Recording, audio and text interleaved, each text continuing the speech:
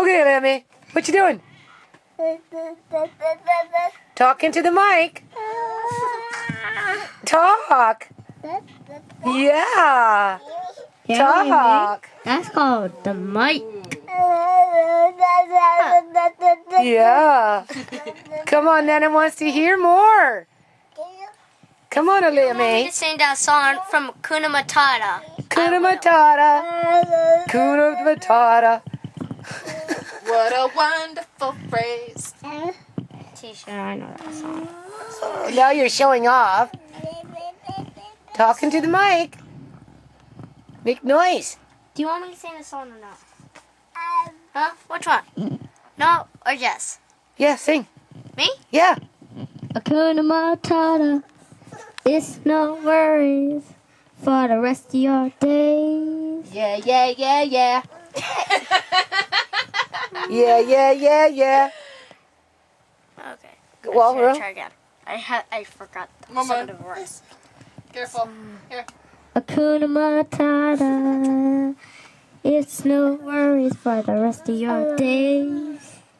No problems, no loss of fees. Hakuna Matata. Hakuna Matata. Hakuna Matata. It means no worries. No. Tisha, keep singing. Tisha's the same way as she was when she was 12. Tisha, keep singing.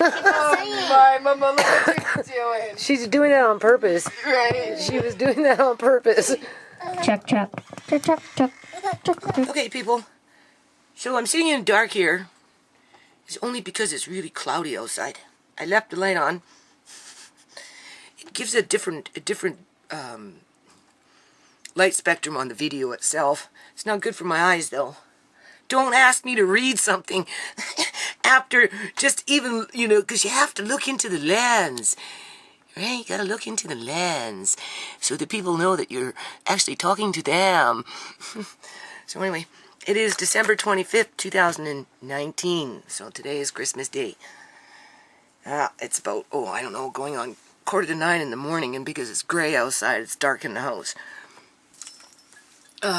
I did clear out in here so I can open up these curtains, but even still, the house itself faces north, and because the house itself faces north, and this house was built in the 60s, the windows aren't really that, situated very good, right?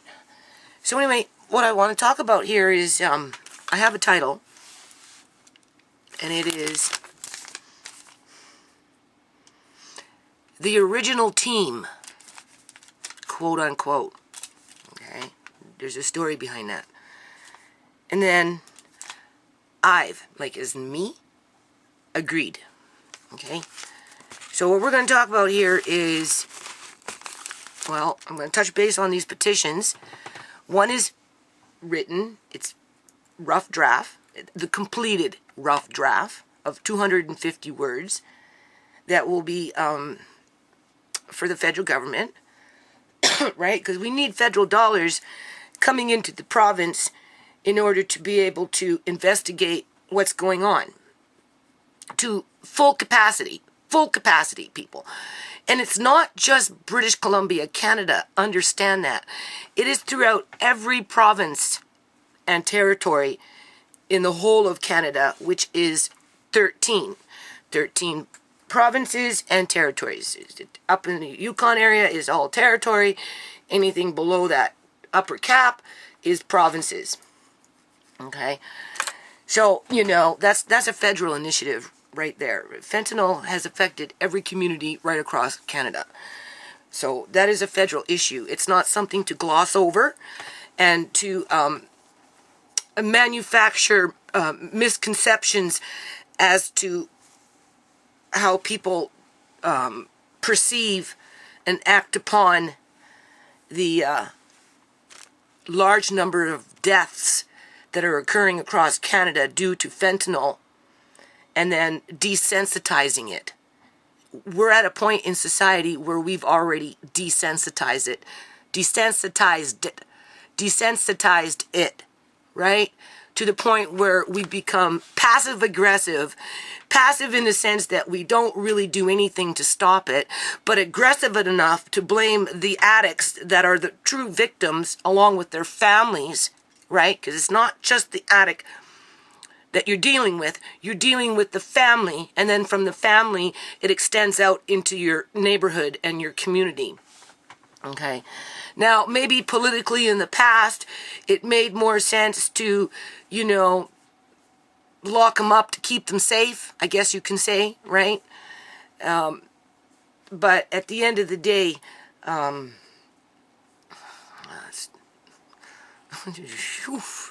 that one flew out the window. I'm making coffee. So let's just stick with what I was talking about here.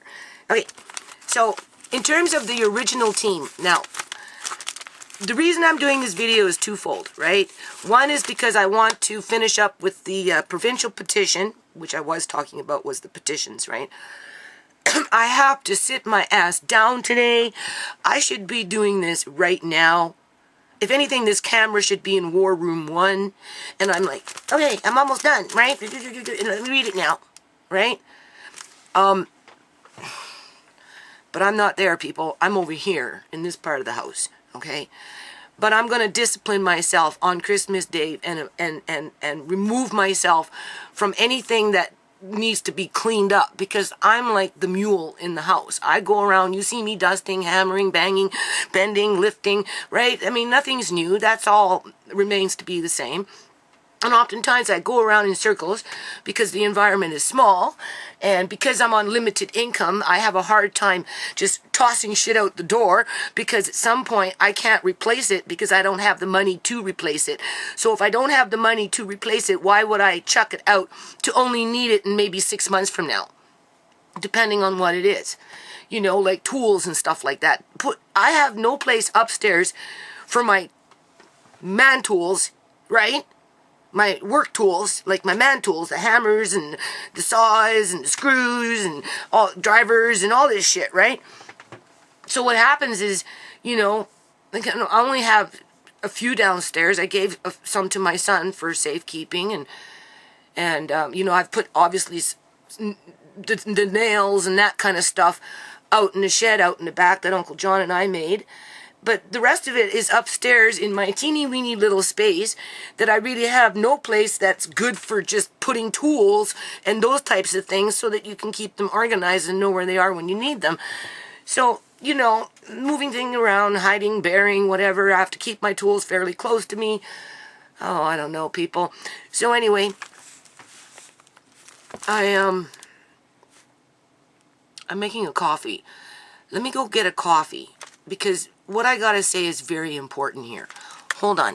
Okay, so let me not rush with this, alright? I'm just gonna say what I gotta say, and then I'm gonna upload it, and if and when, which is when, I get up into War Room 1 to start typing out the provincial petition, right, for justice for ShaMay, right, for the provincial government to start looking at the ulterior motives around high numbers of fentanyl death in the province of British Columbia when it relates to organ harvesting, whether legal or illegal. Right? That's the purpose of that petition. The federal petition is to have an independent body come in and analyze those statistics, files, whatever you want to call them, but take them across the province within the territories and the province is themselves. Right? You can't change legislation effectively unless it goes across the whole board. That's the problem. Not that I wanted to talk about this, people, but just as a note, right? That is the problem with harvesting organs legislation. It's too speckled with different degrees of rules and regulations that very seldom correlate with the whole, whether it's in a state or a provincial level or whether it's on a federal level. So it's a modge-podge of this, a modge-podge of that, and so on, from state to state, from province to province, to where the federal government basically, if you think about it, have washed their hands completely from monitoring a very serious issue. There should be federal.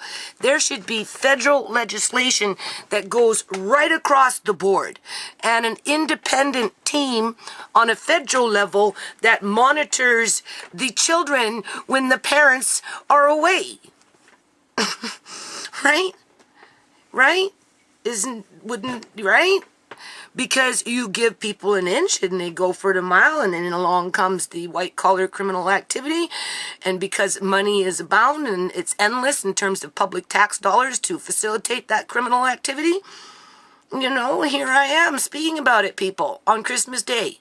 Okay?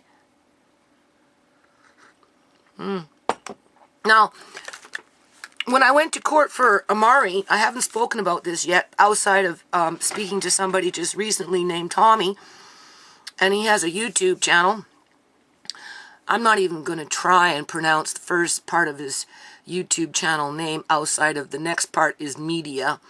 So as soon as you attach the word media, that tells you that they're trying to be an alternative media outlet or news source or informational depository, right?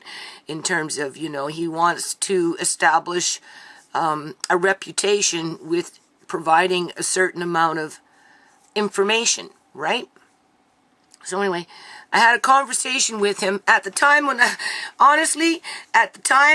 I was talking to him on my phone, now he did tell me he was recording and he was going to upload it after the fact.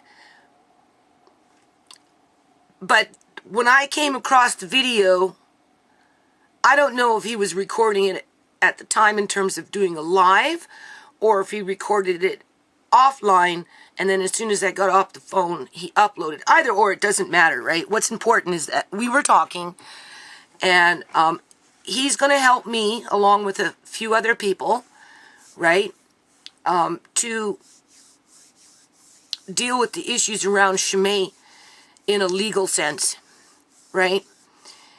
And it's like I mentioned before, talking is one thing, right? People will always question what you say when you just talk about it.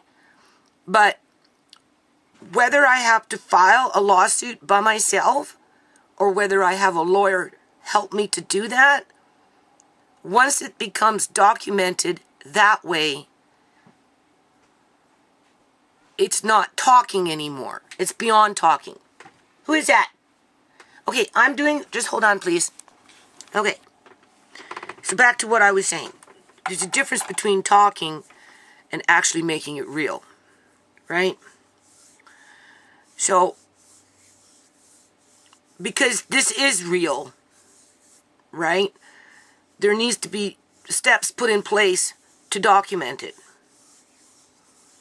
And it's better if I have help than versus trying to do it by myself.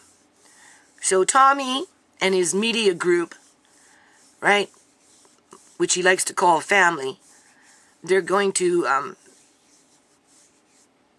help, right? So this is where this part of the video goes into I've agreed. This is not, I'm veering off about what I want to talk about. I've already interrupted this video like 2 times. Right? So anyway, we talked about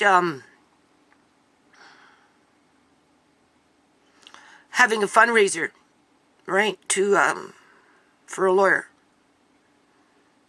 Right? Whether that's a Canadian lawyer or an American lawyer.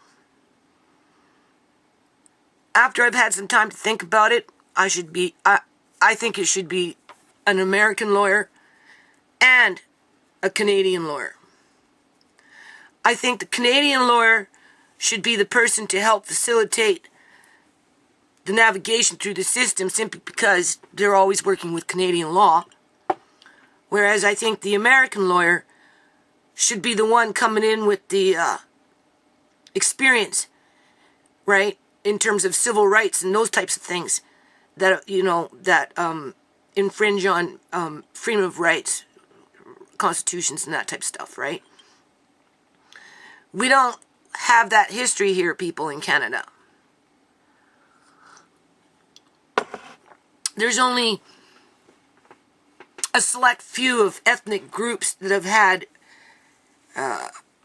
discrimination issues and, human rights issues and that type of thing, and only for a small number of years in comparison to 100 or 400 years like the African Americans have had, right? Native people, they have their own constitutions within the federal government, which removes them from some of the other issues that go on with the larger collective, right? So, because of that, there's, that removes even less groups from the gene pool of them coming into Canada and being discriminated against to the point where they're targeted, right? Because a lot of what my family is going through is directly related to targeting. The only thing is, my family didn't come in as an immigrant group, that like the Japanese, right, came in, or was it the Chinese? Somebody out here in British Columbia, Canada, got shuffled off to some place for a while.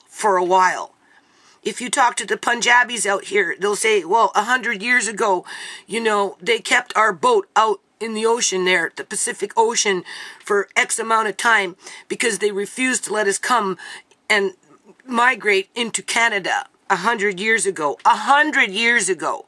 And because of that, for some reason, it's still a race card today after 100 years of them building wealth, right? To the point where it's ridiculous, okay, in terms of the political ramifications around that wealth building, which is specific to only one particular ethnic group that benefits particularly only one ethnic group. And when it gets to the point where they become the majority, even though they're the minority in terms of income wealth, they can't call discrimination, but they still do. I can't call discrimination, people. I was born into this country. My skin is fucking white. If I say I live in a community where there's discrimination, I'm being discriminated against. That's why I'm being targeted, is because I am being discriminated against.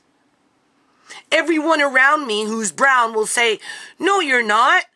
You're the white person, I'm the brown person, and if you go into my history, 100 years ago, you white people fucked us over, oppressed us for 10 years, 20 years, 30 years, right? But failed to acknowledge that it was the federal government who helped them to get into the housing market initially with tax cuts and incentives for Indian families to settle into Canada without discrimination. Right? Okay, because what constitutes targeting? It's a form of discrimination. If I live in a more than 50% Punjabi community, more than 50% people, and more coming every day, and that's not including the Chinese and the Philippines and the Fijis and whoever else comes here to fill up the work slots within the provincial government or wherever they get jobs from, right? Because they can't come unless they're working, many of them, right?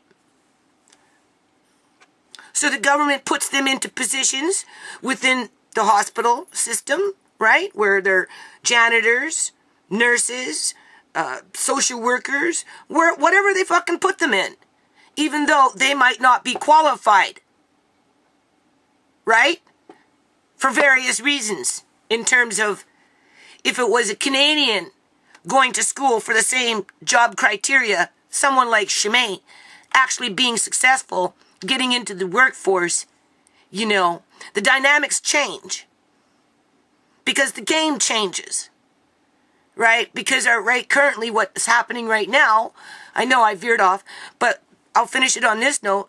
Currently what's happening right now within our public union sector is we've got senior staff, the ones that have been in the union for the last 10, 15, 25, 30 years, right?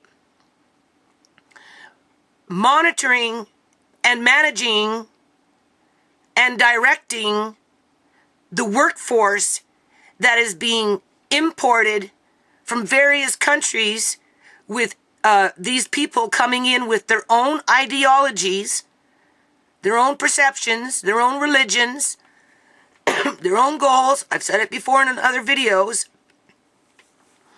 that don't necessarily align up with the Canadian-born people, especially those in a system where the caste system, right, or classism, whichever way you want to fucking slice the bread, a caste system is no different than a classism system, right? And if you've got people coming into your country that already believe in a caste system, already believe that you were born into your pile of shit and you will forever be a servant to the one above you, because that's what a caste system is. If you've got people like that that are coming from countries that practice that type of motto, that type of tradition, that type of lifestyle, that type of ideology, philosophy, whatever the fuck you want to call it, they're not going to change that when they get here. They will not maybe be so outspoken about it, but they will definitely internalize it and thinking in the back of their mind as they go about their daily business to acquire wealth for themselves, because Canada is considered to be a first world country, right, in terms of economics, and it is equal to the American dream. And because of that, it gives everybody a green fucking light to act like barbarians, which results into illegal organ harvesting of the Canadian-born people who don't have the resources to defend themselves from that type of political genocide. Because it's a form of political genocide. Not everything has to be with sticks and stones, with guns and bombs, and with fucking swords and knives and all this shit, right? You know? People have been bringing genocide to other cultures for thousands of years. This is no different, people, what's going on right now. So how a media news source wants to express that to the people in terms of communicating with me and helping me to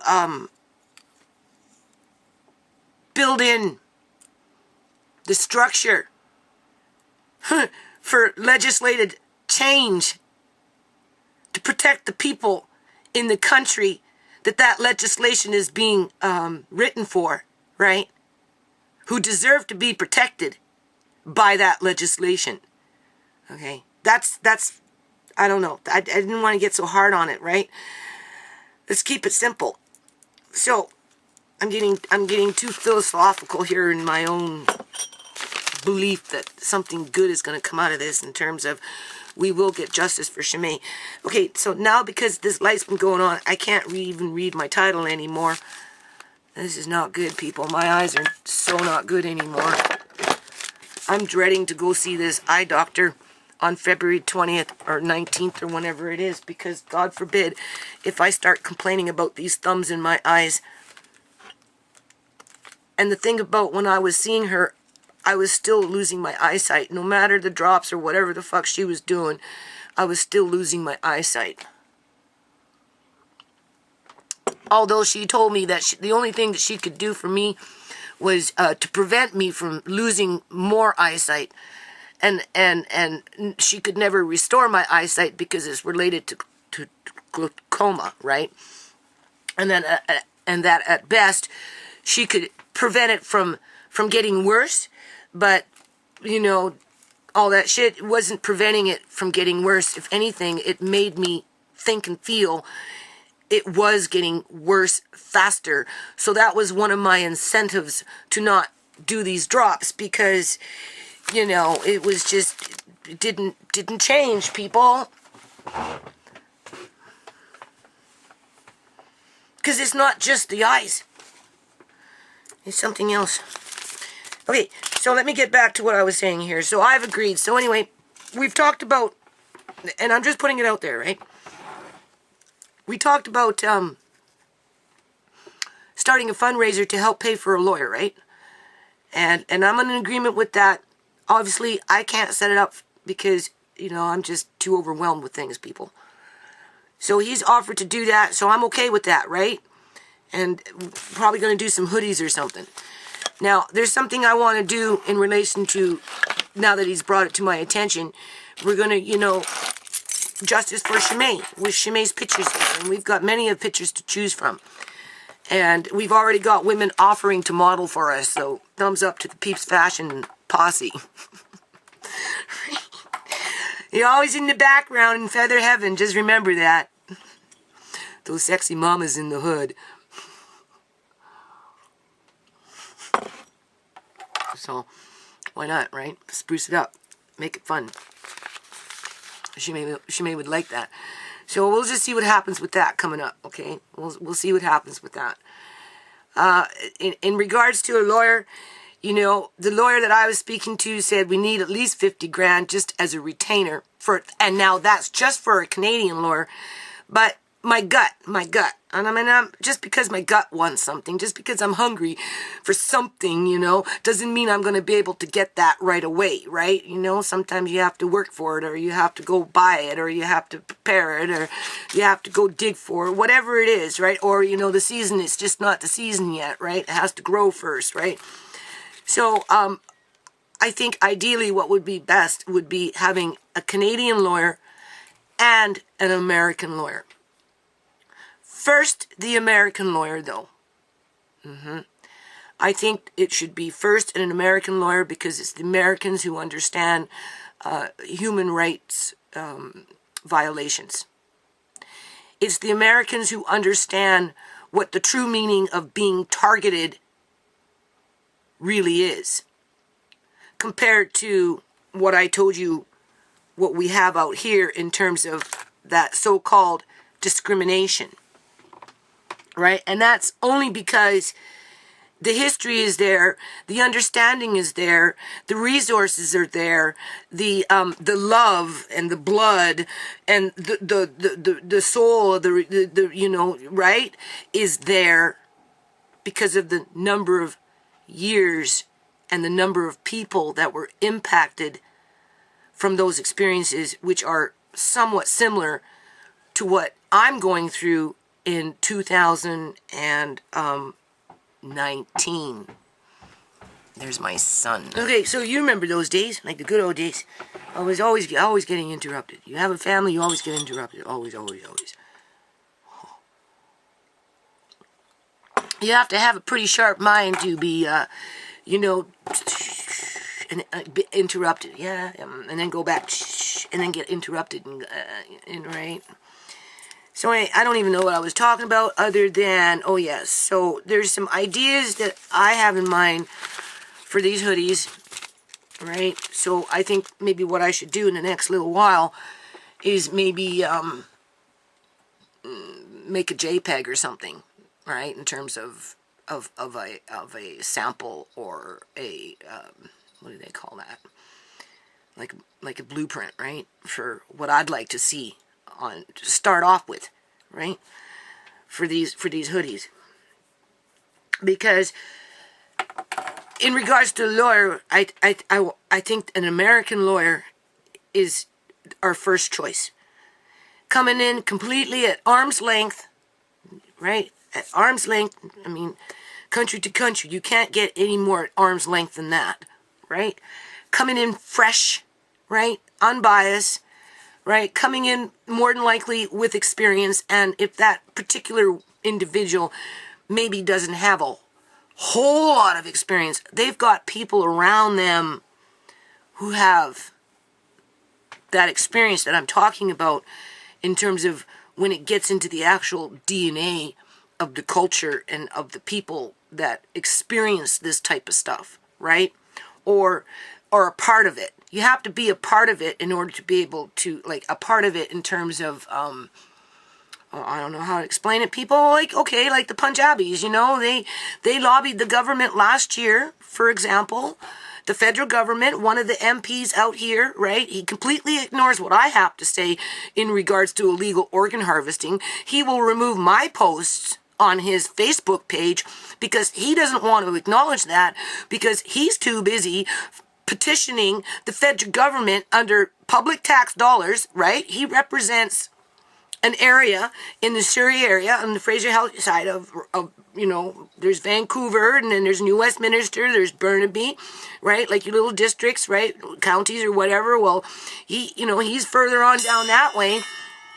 And, he's successfully somehow, some way, don't ask me how he's done it. And I'm not being racist, people.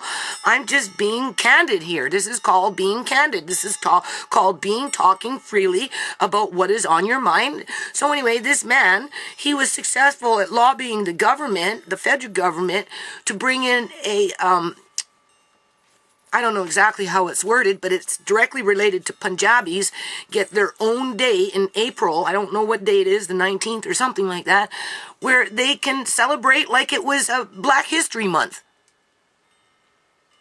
Simply because when they came 100 years ago and were made to float out on the ocean for X amount of time, until finally the federal government said, okay, you can come and you start over, right, as a landed immigrant or whatever it was back 100 years ago. And they're still hanging on to that grudge. To me, it's like a grudge. It's just a race card, people. But you take that grudge and you take that race card, you go to the other side of the border, now you're getting into hundreds of years of that grudge, which equals hundreds of years of true experience, because we're not just talking 100,000 Punjabis here, we're talking 100 million black people. There's a big difference between 100 million black people falling through the cracks through that form of discrimination that allowed mainly white people to target them, right? Compared to Punjabis being over here in terms of 100,000 starting off with, let's just say, right? And being targeted by white people to where now, 100 years later, they own, oh God, half the province? Did you hear what I said? They own half the province? And they're still calling discrimination when it's my family who's being targeted?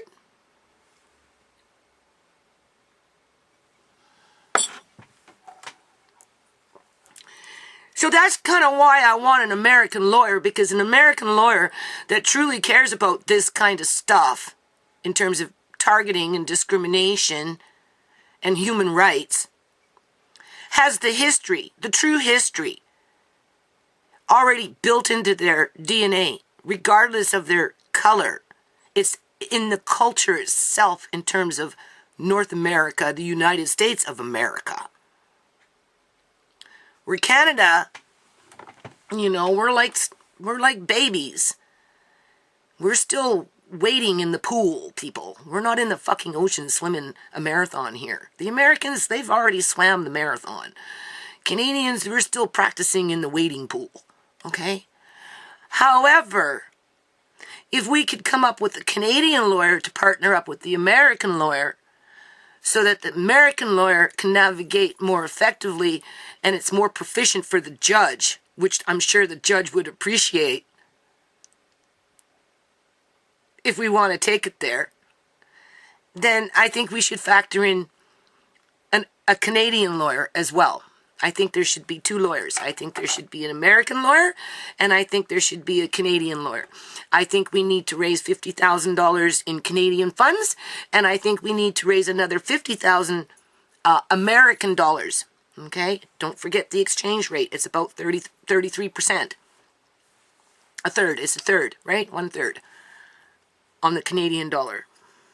So every Canadian dollar we raise, we need $1.30 for American. That's how it's working.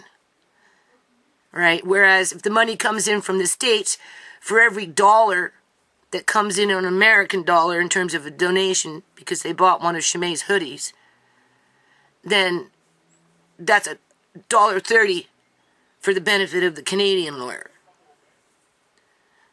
But I can't ask Americans to donate to a Canadian lawyer when I really want an American lawyer first, right? So, I don't know. We'll let Tommy figure that one out through his media, his open network of establishing that alternative news.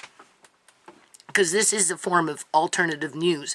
Because if it gets to that point where we actually do have lawyers representing ShaMay's demise as a example as to how targeting affects families and the end result of that targeting, right?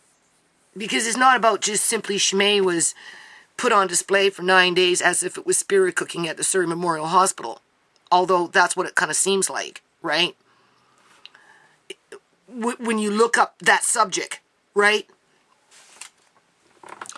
It's the fact of how she got there, why she was there, you know, everything that happened around that time period, and the fact that it can happen again.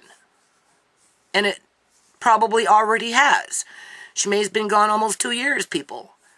Nobody can tell me that somebody else hasn't been hoodwinked. They just haven't heard my story yet. They haven't heard ShaMay's story yet. Because they're too busy being caught up in that, well, we can maim you, we can harm you, we can injure you, we can do this, we can kidnap you, we can do whatever the fuck we want with you, but you can't get a lawyer.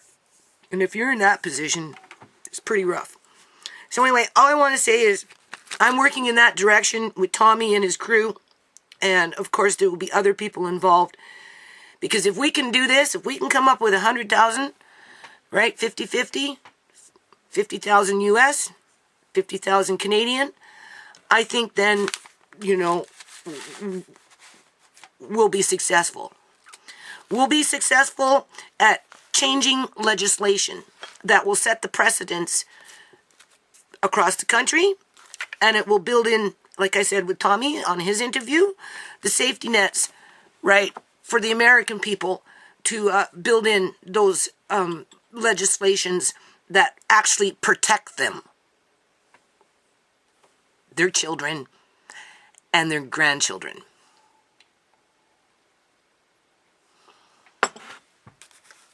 Regardless of their ethnic, race, heritage, sex, gender, age, blah, blah, blah, blah. When it's a crisis and you're standing next to somebody, right, and you're both in the same situation, the last thing you do is look at that person and say, I'm not going to accept your help, or I'm not going to give you my help because you don't look like me. No, you're going to help each other. That's what's going to happen. But it has to come to a crisis first before that happens. And unfortunately, because we don't have a lot of crises like that over a period of years and years, decades, centuries, or whatever it is, people forget. Right? Okay, so now, as a side note, you know, I work on a nonprofit, we know that. Oh my God. Now, the foundation does have a GST number, okay? I'm covering it up right now. You don't need to know my GST number, which is a business number. It's a registered Canadian business number that's been registered ever since the nonprofit's been registered, since 2001. Oh, what better days. Do you see? You see where my finger is, right? This is the goods and services tax. Okay? This is what allows the foundation to make money. But of course, you know, I don't have the time, the energy, the knowledge, the skills to be able to make this work for us, right? That's what I'm waiting on with the other board director. He's the businessman, not me. So anyway, we've got that there, right? So as long as we keep everything legitimate, pay our taxes, whether they're federal taxes in the United States or whether they're Canadian taxes, we may have to add that. Honestly, now that I think about it, I don't know. Maybe we should be looking at adding on.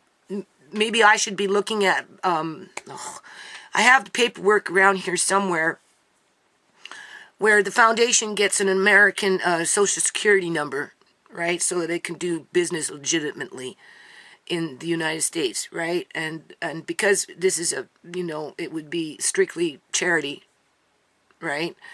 At arm's length, right? Without prejudice, people. That's being done without prejudice, because there is no guarantee that we'll even raise $1, right? So based on that, nobody can accuse us, me, or anybody of doing something wrong. You can't be accused of doing something wrong if you haven't done it yet, right? And if you've already got some things in your favor, right, you just need to expand out. In other words, I should probably get a Social Security number and then provide that Social Security number for anything that maybe is related to ShaMay, so that the carrier, the host, right, in this case would be Tommy with his media network, right, would not be held, what is it called, accountable to the taxes that are being placed on those hoodies as they're being sold. And of course, when I was talking to him, I said, well, if we're talking about lawyers, then maybe a lawyer can help us to figure this stuff out too. Because initially, when I started off with the foundation, right, I had a trademark lawyer, and she was with me for years and years and years and years.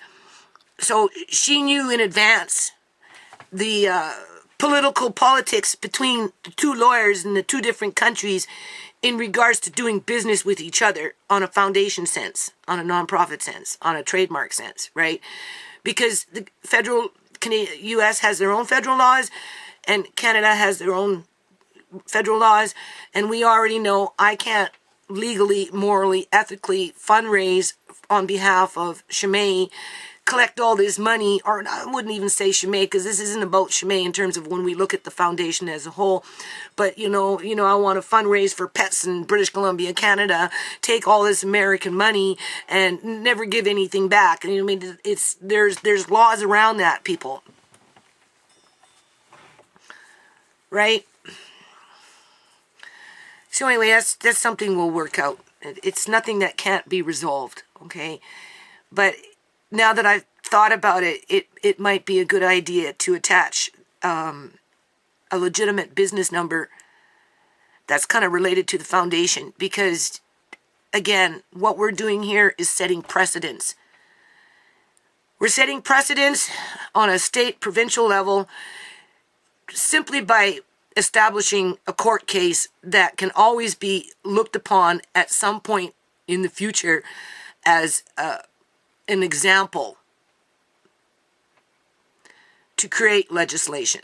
Because if the right legislation was in place and the right, what is it called? Monitoring body on a federal level, not on a provincial. When the cat's away, the mice will play.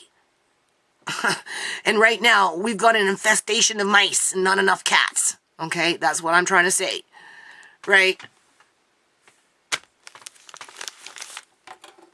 And then we can move on at a future date to help other families with similar situations such as mine.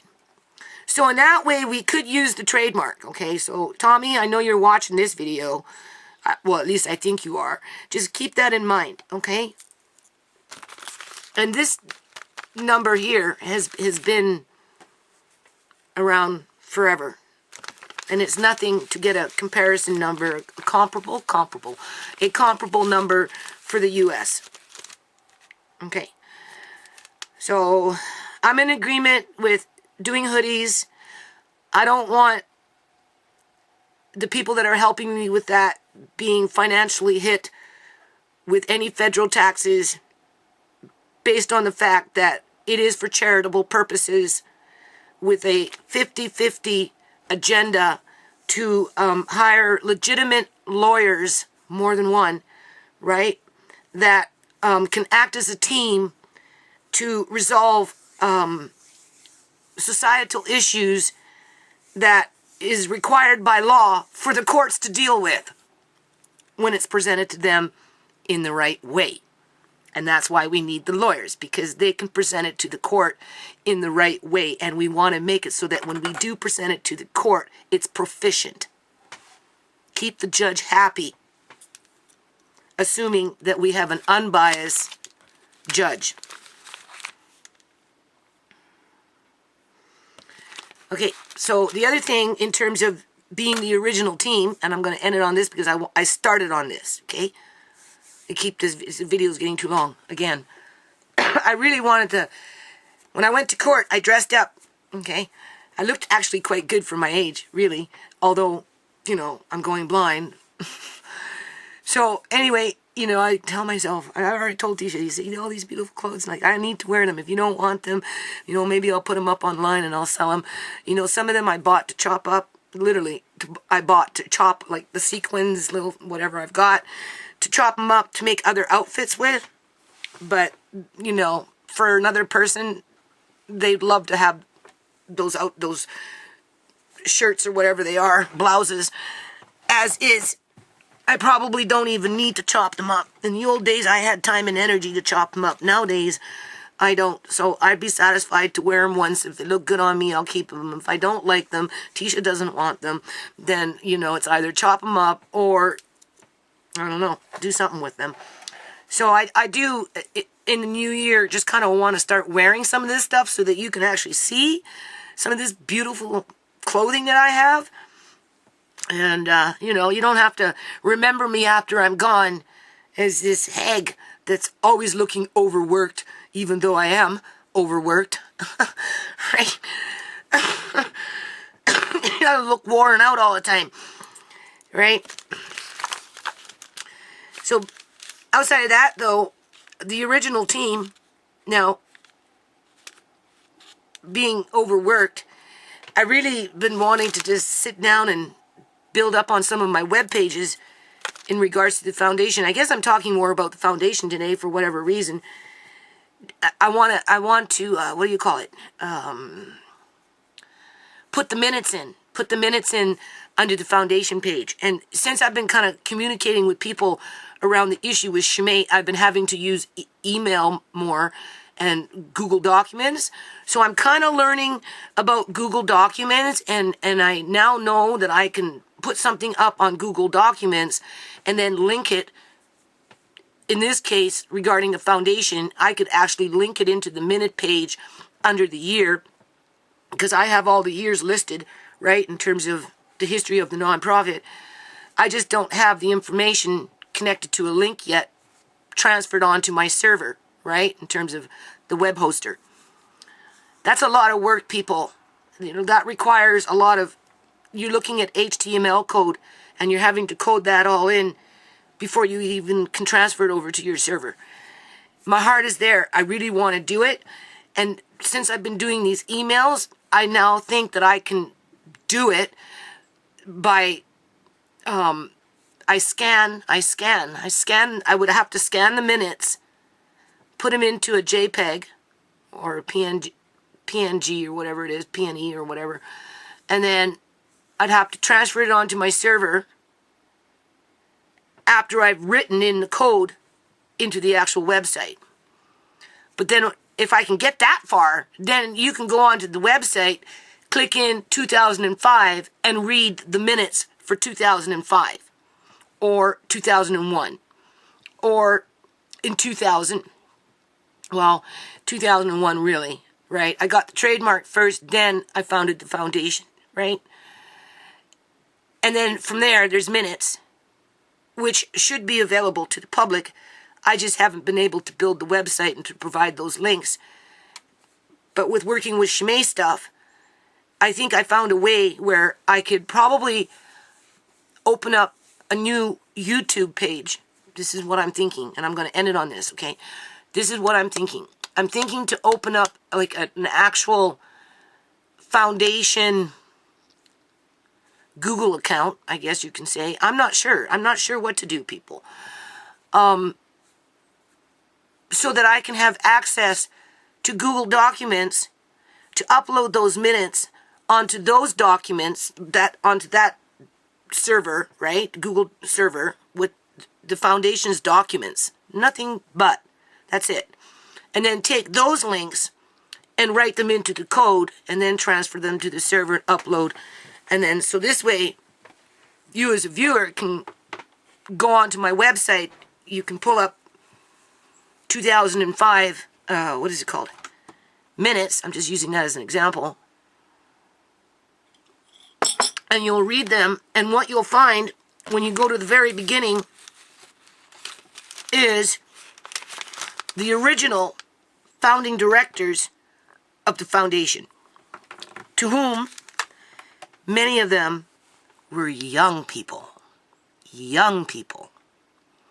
under the age of 18. I had my 5 main core adult board directors, but everybody else, I guess you could say, were minors. Those are our founding board directors, okay? Well, 20 years later, because we're going into the 20th year with the foundation here, people. That's a long time. Because I actually started working on it in 1999, solidified it in 2000 with the trademark, and then made it on a, legislated provincial level through the actual founding of the nonprofit itself. 20 years later, talking about a 50-50 for an American and a Canadian lawyer, and knowing that we're playing hardball here and that it's possible. It is possible, right? I feel like I'm going into round 2 with the original founding directors. Okay? That's what provoked me to do this video. Because there have been several people who have